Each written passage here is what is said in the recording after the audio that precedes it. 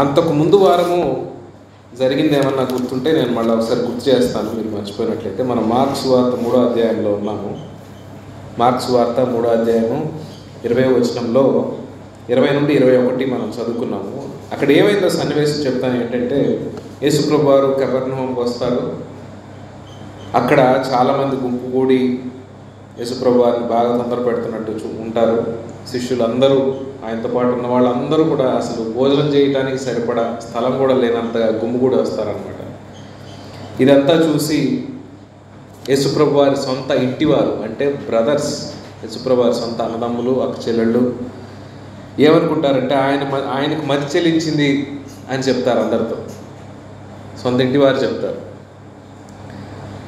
తర్వాత మనం ఆ వారం చూసింది ఏంటంటే, వీళ్ళు మనసు మారి సంఘ పెద్దలుగా తయారవడం, సంఘ చరిత్రలో ఏర్పడడం అనేది మనము చూసాము. దాని తర్వాత జరిగిన సన్నివేశం ఈరోజు మనం ధ్యానించుకోబోతున్నాము. వాక్య భాగము వచ్చేసి మార్క్స్ వార్త 3వ అధ్యాయం 22 నుంచి 30వ వచనం వరకు నేను చదువుతాను. కొంచెం పెద్ద వాక్య భాగమే, త్వరగా ముగించడానికి ప్రయత్నిస్తాను. మార్క్స్ వార్త 3వ అధ్యాయము 22 నుంచి 30 వరకు నేను చదువుతాను. యెరూషలేము నుండి వచ్చిన శాస్త్రులు, ఇతడు బయల్జెబూలు పట్టిన వాడే దయ్యముల అధిపతి చేత దయ్యములను వెళ్ళగొట్టుచున్నాడని చెప్పిరి. అప్పుడు ఆయన వారిని తన యొద్దకు పిలిచి ఉపమాన రీతిగా వారితో ఇట్లనెను: సాతాను ఎలాగో వెళ్ళగొట్టును? ఒక రాజ్యము తనకు తానే విరోధముగా వేరుపడిన ఎడల ఆ రాజ్యము నిలువనేరదు. ఒక ఇల్లు తనకు తానే విరోధముగా వేర్పడిన ఎడల ఆ ఇల్లు నిలువనేరదు. సాతాను తనకు తానే విరోధముగా లేచి వేరుపడని ఎడల వాడు నిలువ లేక కడతేరును. ఒకడు బలవంతుడైన వానిని మొదట బంధించితేనే తప్ప ఆ బలవంతునింట జొచ్చి వాని సామాగ్రి దోచుకొననేరడు. బంధించిన ఎడల వాని ఇల్లు దోచుకొనవచ్చును. సమస్త పాపములను మనుషులు చేయు దూషణములన్నీ వారికి క్షమింపబడును, కానీ పరిశుద్ధాత్మ విషయము దూషణ చేయువాడెప్పుడునూ క్షమాపణ పొందక నిత్య పాపము చేసిన వాడై ఉండునని మీతో నిశ్చయముగా చెప్పుచున్నాను. ఎందుకనగా ఆయన అపవిత్రాత్మ పట్టిన వానిని వారు చెప్పిరి. ఎందుకనగా ఆయన అపవిత్రాత్మ పట్టిన వాడిని వారు, అంటే శాస్త్రులు చెప్పిరి. శాస్త్రులు అన్నారంట, యేసుప్రభు వారి వైపు ఏలు చూపించి ఈయన అపవిత్రాత్మ పట్టినవాడు అని చెప్పారట. అందుకనే యేసుప్రభు వారు అన్నారు, అన్ని పాపములు, సమస్త పాపములను మనుషులు చేయు దూషణ అన్నీ వారికి క్షమింపబడును, కానీ పరిశుద్ధాత్మ విషయము దూషణ చేయు వాడెప్పుడునూ క్షమాపణ పొందక నిత్య పాపము చేసిన వాడే ఉన్నాడని మీతో నిశ్చయంగా చెప్తున్నాను. నేను చెప్తాను, నేను క్లియర్గా చెప్తాను అసలు ఏం జరిగింది, సన్నివేశము ఏంటి అంటే, యేసుప్రభు వారు అద్భుతాలు, స్వస్థతలు చేస్తూ వస్తున్నారు. ఎవరు కాదనలేకపోతున్నారు. స్వస్థత అంటే ఎలా ఉంటుందంటే, కంటికి కనిపించకుండా లోపల కొన్ని రోగాలు ఉంటాయి. ఇప్పుడు బాగా చలామణిలో అవుతున్న కొంతమంది దొంగ పాస్టులు చేస్తారు.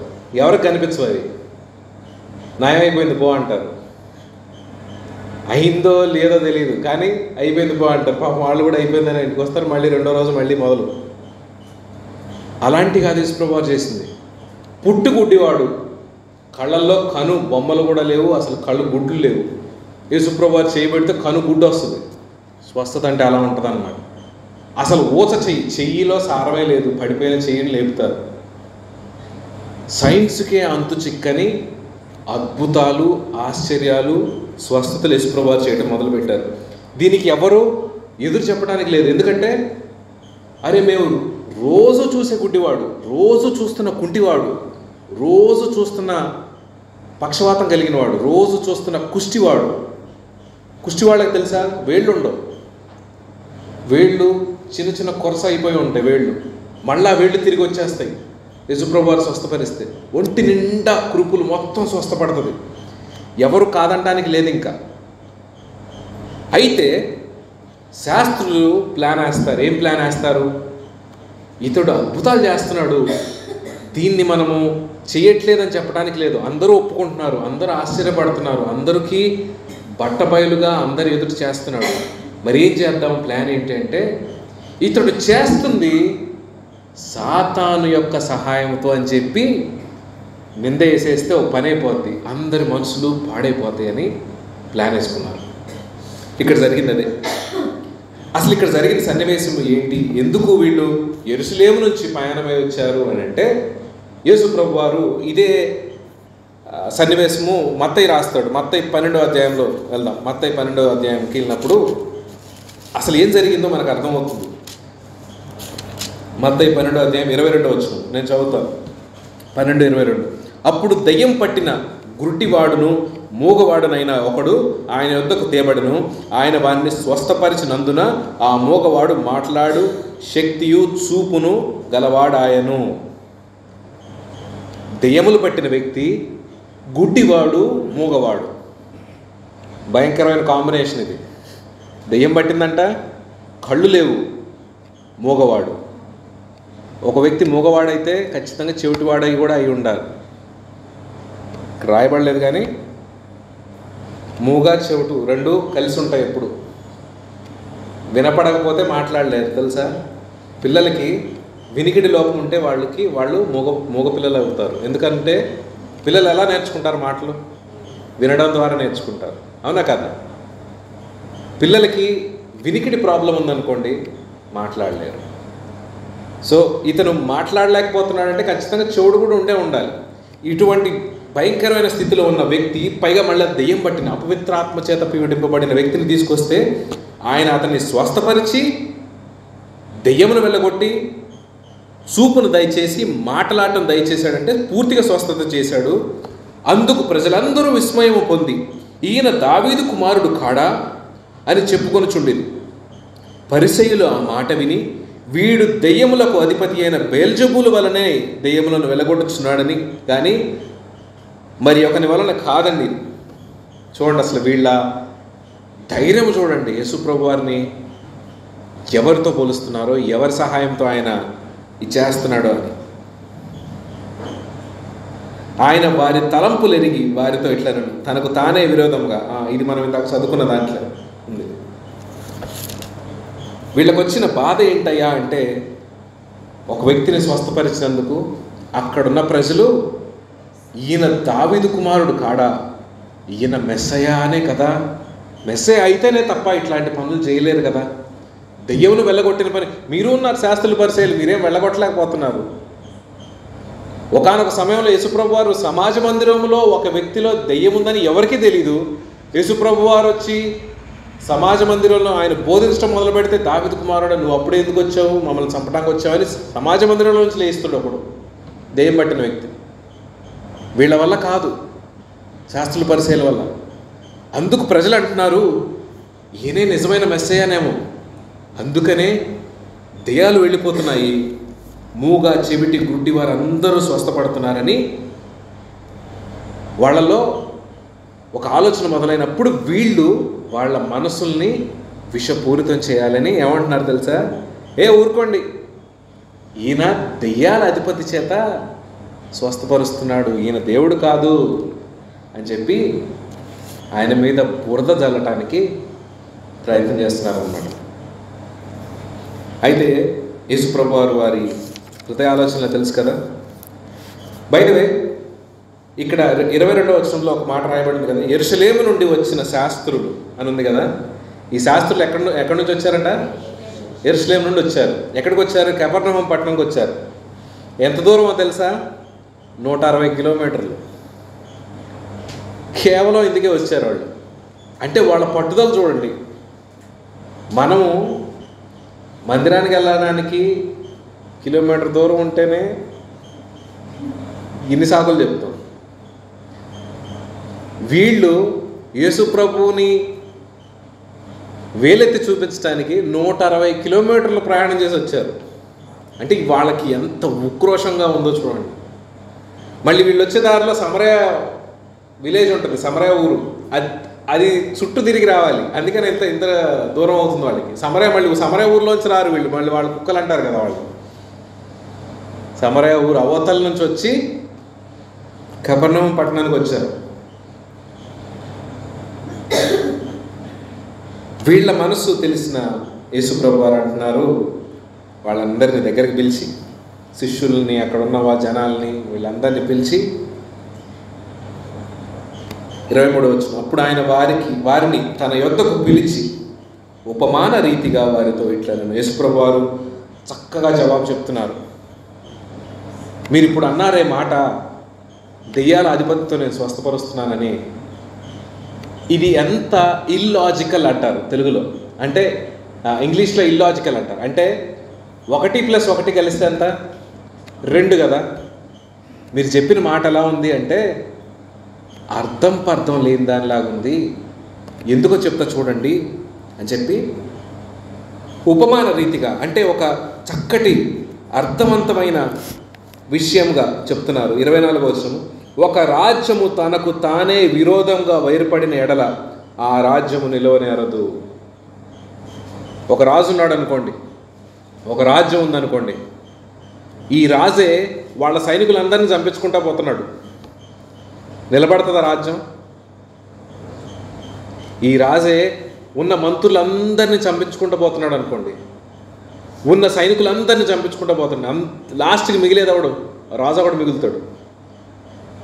ఒక రాజ్యము దానికే విరోధముగా లేస్తే ఆ రాజ్యం నిలవలేదు. ఒక ఇల్లు తనకు తానే విరోధముగా వేర్పడిన ఎడల ఆ ఇల్లు నిలువనేరదు.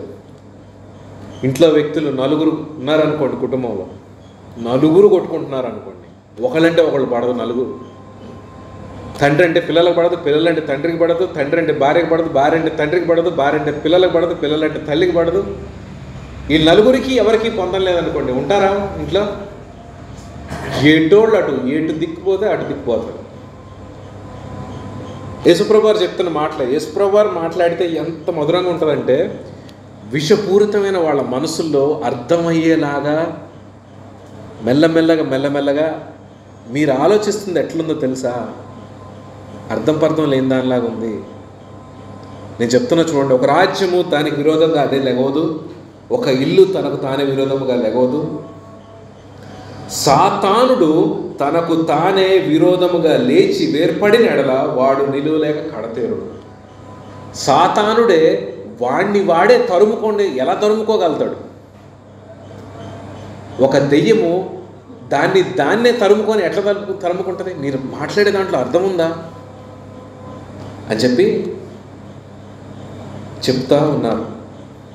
ఇక్కడ ఒక ఇంట్రెస్టింగ్ విషయం ఏంటి అంటే, దెయ్యాల అధిపతి చేత ఇతడు బయల్జబూలు అన్నది కదా, బయల్జబూలు అసలు ఏంటి ఈ పదం అంటే, ఇదంట ఫిలిస్తీన్లు ఉంటారు కదా, అన్యులు, ఫిలిస్తీన్ల పట్టణం ఒకటి ఉంటుంది, ఎక్రాన్ ఆ పట్టణం పేరు, వాళ్ళ దేవతట బయల్ జబూల్. దాన్ని విడదీస్తే పదం బయలుదేవత తెలుసు కదా మా అందరికీ. దాని మీనింగ్ అంటే జబూల్ అంటే రాజు అని, బయలే మా రాజు అని వాళ్ళు పిలుచుకుంటారు ఫిలిస్తీన్లు. ఇజ్రాయేలీయులు ఏం చేశారు? వాళ్ళని ఎక్కిరించాలని చెప్పి బీల్ జబూలు అన్నారంట. బీల్ అంటే ఈగలు దోమలు, బయలే మా రాజు అని వాళ్ళంటే, బయలు కాదు ఈగల రాజు మీ వాడు, పురుగులు తోలుకునేవాడు మీ వాడు అని చెప్పి బీల్ జబూలు అని చెప్పి అన్నారంట. ఈ పదం కాలక్రమేణా సాతానుడికి ఆపాదించారు. ఇక ఇజ్రాయెల్లో ఎవరిని బాగా తిట్టాలన్నా, అరే నువ్వు పెద్ద దుష్టుడిరా అనకుండా, అరే పెద్ద బీల్జబూలు రాను అంటారు. బాగా హత్యలు, దారిదోపిడీలు అంతా చేసి కిరాతంగా ఉంటారు చూడండి, వాళ్ళని పిలుస్తారు. ఇప్పుడు ఎవరిని పిలుస్తున్నారు? ఎవరి ఆధిపత్యంలో ఆయన ఉన్నాడు? అసలు ఆ బయల్జబూల్కే నువ్వు సేవకుడివి అన్నట్టు చెప్తున్నారు. ఎవరిని? యేసుప్రభు వారు చెప్పారు, ఒక రాజ్యము దానికి వ్యతిరేకంగా అది నిలవదు, ఇల్లు తనకు వ్యతిరేకంగా ఒక ఇల్లు కట్టబడదు. సాతానుడు కూడా వాడికి విరోధముగా వాడు లెగవటానికి అసంభవము అని చెప్పాడు యేసుప్రభు వారు.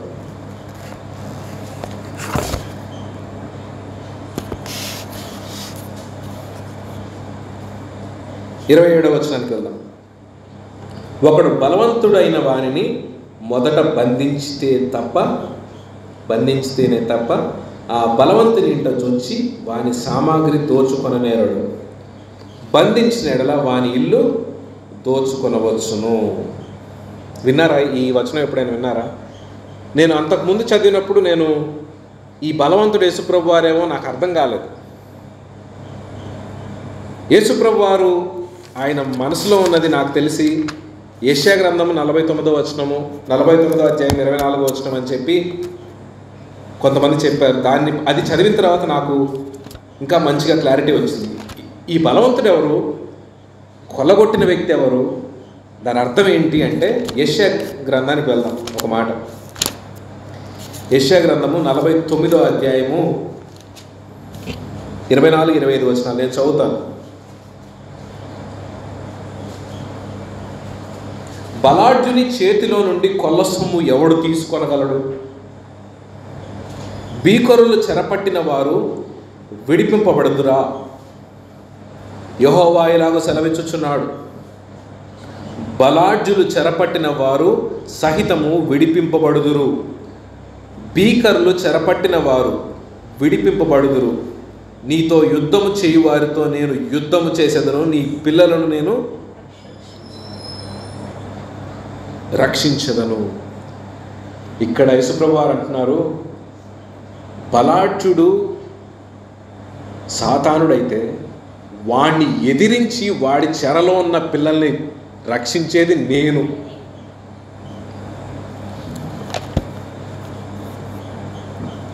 మళ్ళీ నేను చదువుతాను 27వ వచనం. ఒకడు బలవంతుడైన వానిని మొదట బంధించితేనే తప్ప, దెయ్యం పట్టిన వ్యక్తిని స్వస్థత పరచాలంటే దెయ్యాన్ని ముందు అణగతొక్కితే తప్ప ఎవడు ఆ దెయ్యం పట్టిన వ్యక్తిని స్వస్థపరచలేడు. మరి ఇక్కడ జరిగింది ఏంటి? దెయ్యం వెళ్ళిపోయింది, స్వస్థత కలిగిందంటే దెయ్యాన్ని వెళ్ళగొట్టిన వ్యక్తి ఇక్కడ అందరికన్నా శక్తిమంతుడు. శాస్త్రులు మీరు అర్థం చేసుకోవాల్సిన విషయం ఏంటంటే, దెయ్యాన్ని వెళ్ళగొట్టటము దెయ్యం కన్నా బలవంతుడే చేయగలుగుతాడు. నేను దెయ్యం చేత ఈ పనులు చేస్తున్నాను అనుకుంటున్నారేమో, నేను దెయ్యానికన్నా అపవాది కన్నా నేనే బలవంతుడిని, సర్వాధికారిని నేను, కాబట్టి వాడు పారిపోయాడు అని చెప్పి ఒకడు బలవంతుడైన వానిని మొదట బంధించితేనే తప్ప ఆ బలవంతుని ఇంట జొచ్చి, అంటే ఆ మనిషిని లోపలికి వెళ్ళి వాని సామాగ్రి దోచుకొననేరడు. బంధించిన ఎడల వాని ఇల్లు దోచుకొనవచ్చును. అపవాదిని బంధించితేనే తప్ప వాడిని స్వస్థపరచలేరు ఎవరు. అపవాదిని బంధించగల సమర్థుడిని నేనే. అర్థమైందా మీకు అని చెప్పి యేసుప్రభు వారికి ఉపమాన రీతిగా చెప్తూ వచ్చారు. అసలు యేసుప్రభు వారి మినిస్ట్రీ మొత్తం, ఆయన పరిచర్య అంతా ఎన్నిసార్లు యేసుప్రభు వారు దేన్ని వెళ్ళగొట్టారో తెలుసా? మత్తయి సువార్త చదవాల్సిన అవసరం లేదు, రాసుకోండి. మత్తయి సువార్త 8వ అధ్యాయం 29వ వచనంలో దెయ్యాన్ని వెళ్ళగొట్టినట్టుంది. మత్తయి సువార్త 10వ అధ్యాయం 1వ వచనంలో దెయ్యాన్ని వెళ్ళగొట్టినట్టుంది. మత్తయి సువార్త 12వ అధ్యాయం 22లో దెయ్యాన్ని వెళ్ళగొట్టినట్టుంది. మార్క్స్ సువార్త 3వ అధ్యాయం 11వ వచనంలో, మార్క్స్ సువార్త 9వ అధ్యాయం 29వ వచనంలో, లూకాసు సువార్త 8వ అధ్యాయం 2వ వచనంలో, లూకాసు సువార్త 11వ అధ్యాయం 14వ వచనంలో. ఇవన్నీ కొన్ని డైరెక్ట్గా దెయ్యాన్ని మాట్లాడకు, నువ్వు వెళ్ళిపో అన్న అని డైరెక్ట్గా చెప్పిన సన్నివేశాలు. శాస్త్రుల పరిశీలన అందరి కళ్ళెదుట జరిగినాయి ఇవన్నీ. వాళ్ళందరూ చూస్తుండగా జరిగినాయి ఈ స్వస్థతలన్నీ. వాళ్ళందరూ చూస్తుండగానే యేసుప్రభు వారి దెయ్యాన్ని గద్దించి పారద్రోలినట్టు. ఒకనొక సమాధుల్లోంచి ఒకడు దెయ్యం పట్టినవాడు వస్తాడు, సేన అనే దెయ్యాలను పట్టినవాడు. వాడిని అందరి ఎదుటే స్వస్థపరుస్తాడు యేసుప్రభు వారు. మరి యేసుప్రభు వారు ఈ మాట అంటున్నారు ఎప్పుడో తెలుసా? 28వ వచనానికి వెళ్దాము. ఇంత మంచి మాట చెప్పిన యేసుప్రభువు వారు ఒక మాట చెప్తున్నారు, మీరు చేసే పాపాలన్నీ క్షమించబడతాయి కానీ ఒక్క పాపం క్షమింపబడదు అంటున్నారు. సమస్త పాపములను మనుషులు చేయు దూషణలన్నీ వారికి క్షమింపబడును కానీ పరిశుద్ధాత్మ విషయము దూషణ చేయువాడెప్పుడునూ క్షమాపణ పొందక నిత్య పాపం చేసిన వాడే ఉందని మీతో నిశ్చయంగా చెబుతున్నాను నేను. ఇక్కడ మనం ఒక క్షణం ఆగుదాం. ఏంటి పరిశుద్ధాత్మ విషయంలో పాపం చేయటం అంటే ఏంటి? క్షమింపబడని పాపం ఏదన్నా ఉంటుందా? యేసుప్రభు సైతము నేను ఈ పాపాన్ని క్షమించలేను, నేను ఈ పాపాన్ని క్షమించను అని చెప్పే పాపం ఏదన్నా ఉందా? మరి ఏంటి ఈ పరిశుద్ధాత్మ విషయంలో దూషణ అంటే? 30వ వచనంలో దాని ఆన్సర్, ఎందుకనగా ఆయన అపవిత్రాత్మ పట్టిన వాడని వారు చెప్పిరి. శాస్త్రులు అంటున్నారంట, ఈయన చేసిందంతా పరిశుద్ధాత్మ చేత చేశాడు కదా యేసుప్రభు వారు. నా చిత్తం కాదు, నా తండ్రి చిత్తం చేయడానికి వచ్చాను అని ఎన్నిసార్లు చెప్పారు యేసుప్రభు వారు. యేసుప్రభు వారు పరిశుద్ధాత్మ చేత నింపబడి శోధన జయించాడు, దుష్టుల కుయుక్తులను జయించాడు, సిలువను జయించాడు, మరణాన్ని జయించాడు, తిరిగి లేచాడు, వాళ్ళ ఎదుట ఎన్ని అద్భుత కార్యాలు చేశాడు. 5,000 మందిని అసలు ఒట్టి చేతలతో కడుపు నిండా భోజనం పెట్టలేదా? ఎంతమంది స్వస్థపడతారు? చనిపోయిన వ్యక్తిని లేవనెత్తారు, 2-3 సార్లు లేవనెత్తారు. ఇవన్నీ చూసి కూడా ఇప్పుడు మనము మన కాంటెక్స్ట్లో మాట్లాడదాం, అంటే మన రోజుల్లో మాట్లాడుకుందాం. ఏంటి క్షమింపబడని పాపము అంటే? యేసు ప్రభు వారి గురించి అంతా తెలిసి కూడా, ఆయనే నిజమైన దేవుడని తెలిసి కూడా, ఆయనే రక్షించడానికి సమర్థుడని తెలిసి కూడా, పాపాలు క్షమింపబడిన అధికారం యేసు ప్రభు వారికి తప్ప వేరొకరికి లేదని తెలిసి కూడా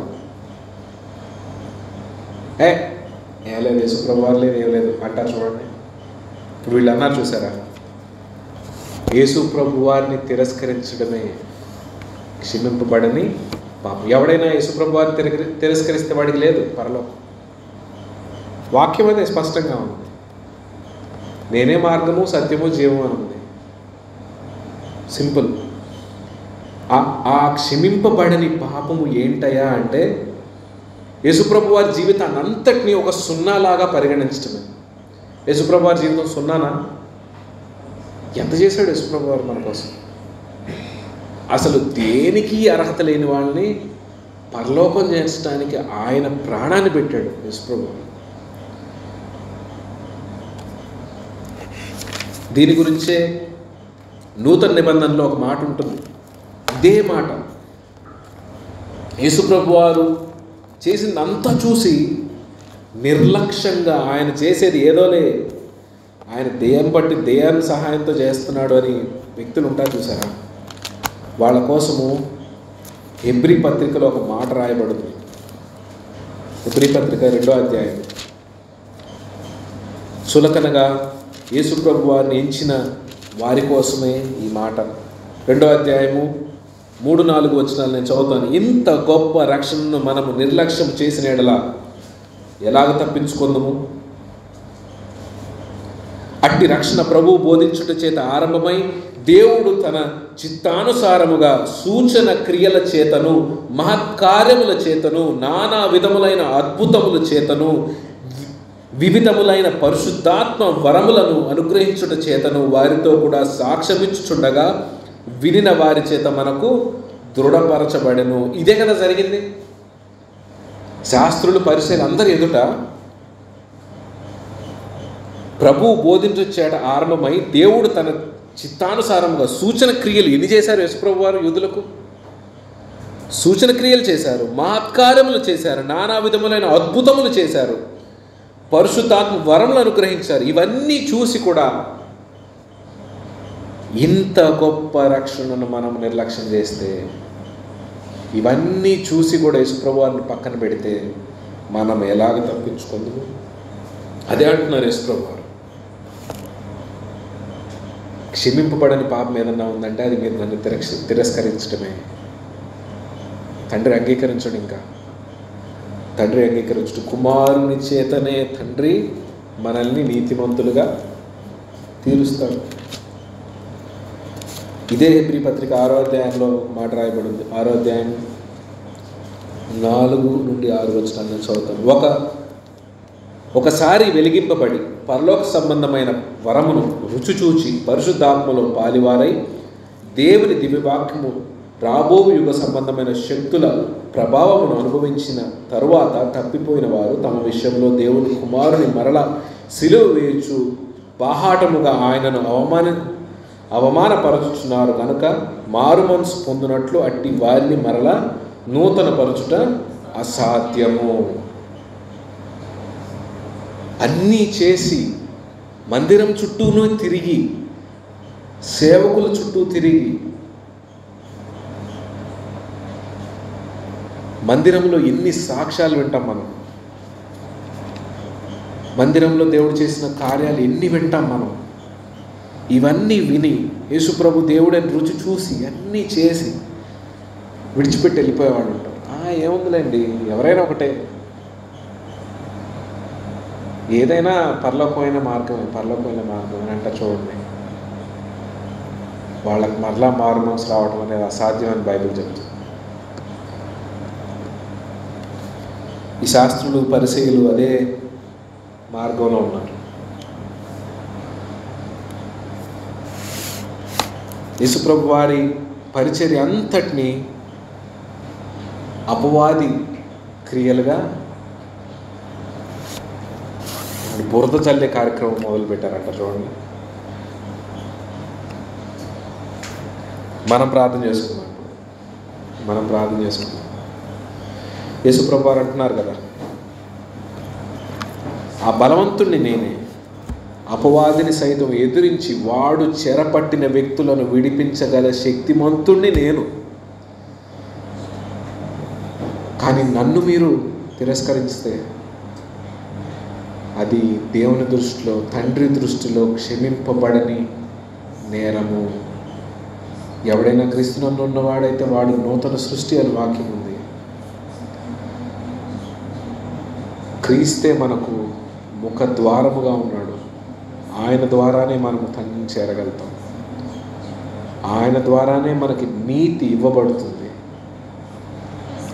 ప్రార్థన చేసుకుందాం. మహాపరిశుద్ధుడైన తండ్రి, నాయన మీకు వందనాలు, స్తోత్రాలు. అవును ప్రభు, మేము ఒప్పుకుంటున్నాం, ఎన్నో మార్లు మిమ్మల్ని మేము చులకనగా ఇచ్చాం. నా దేవుడు అసలు యేసుప్రభు చేయగలుగుతాడా ఈ పని అని ఎన్నోసార్లు అనుమానపడ్డాం. మీ శక్తిని అవమానించాం. మా అవిధేయత చేత, మా అపనమ్మకం చేత ఎన్నోసార్లు మీ శక్తిని మేము అవహేళన చేశాం. మీ చెయ్యి కొరచా అని మేము అనుకున్నాం. కానీ దేవా, మీరు ఎంత గొప్ప ప్రేమను మా ఎడల కనపరిచారు ప్రభువా. మా కోసము మీ ప్రాణం పెట్టారు. మేము పాపులుగా ఉన్నప్పుడే దేవా మీరు మా కోసం ప్రాణం పెట్టి ఉన్నారు. ఎంత గొప్ప ప్రేమ నాయన. మేము శాస్త్రుల వలె, పరిసయ్యుల వలె కాక నాయన మిమ్మల్ని మీరుగా మా మెస్సయ్యగా హత్తుకునే మనసు మాకు దయచేయండి. వచ్చిన బిడ్డలందరినీ బట్టి వందనాలు, స్తోత్రాలు. నన్ను కూడా ప్రభువా మీ శిలువ చాటున మరుగుపరుచుకోండి ప్రభువా. మేమందరము ప్రభువా ఏకరీతిగా ఏక మనసుతో వేడుకుంటున్నాం. మాకు సహాయం దయచేయమని వేడుకుంటున్నాం. మా అందరికీ నూతనమైన మనసు దయచేయమని వేడుకుంటున్నాం. రక్షణ లేని వారికి రక్షణ దయచేయండి. ఈ మందిరంలో ప్రభువా ఊరికే వచ్చి వెళ్ళిపోకుండా నాయన సహాయం దయచేయండి, కృప చూపించండి. బిడ్డల ఆశతో వస్తున్నారు ప్రభు, వీరి సమయాన్ని వ్యర్థం చేయక నేను ప్రభువా మేమందరము మీ సత్యవాక్యాన్ని గ్రహించడానికి సహాయం దయచేయండి. బిడ్డలు మళ్ళా తిరిగి ఇంటికి వెళ్తుండగా మీ కాపుదల భద్రత ఉంచమని ఈ మందిరం చుట్టూ మీ అగ్ని కంచెను వేసి ప్రభు ప్రతి కుటుంబం చుట్టూ మీ అగ్ని కంచెను వేసి మా మందిరంలో ఉన్న ప్రతి చిన్న బిడ్డ మొదలుకొని ప్రతి ఒక్కరిని ప్రభువా మీ కాపుదలలో భద్రపరచమని దుష్టుని చేతికి ఇవ్వకుండా ప్రభు, దుష్టుని దగ్గరికి రానివ్వకుండా కాపాడమని మా ప్రభువు మీ ప్రియకుమారుడైన యేసయ్య పరిశుద్ధ నామమున అడిగి వేడుకుంటున్నాం తండ్రి.